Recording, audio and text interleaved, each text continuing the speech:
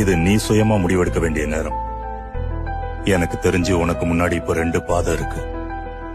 முதல் பாதையில போனா நடந்ததுக்கு நீதான் காரணம்னு உன் மேல பழி போட்டுக்கிட்டு வேற ஏதாவது பண்ணிருக்கணும்னு தொடர்ந்து யோசிச்சுக்கிட்டே இருப்ப. நீ தனியா இருப்ப, அதனால வேதனைப்படுவ. இதுதான் உனக்கான தண்டனைன்னு நீயே நம்புவ.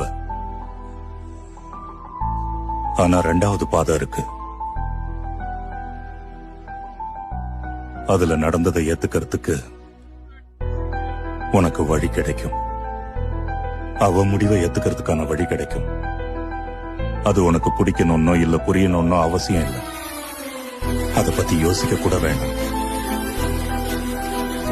அதை அப்படியே ஏத்துக்குவ. உன்னால முடிஞ்ச அளவுக்கு ஒரு நல்ல வாழ்க்கையை வாழ்ந்து காட்டணும்.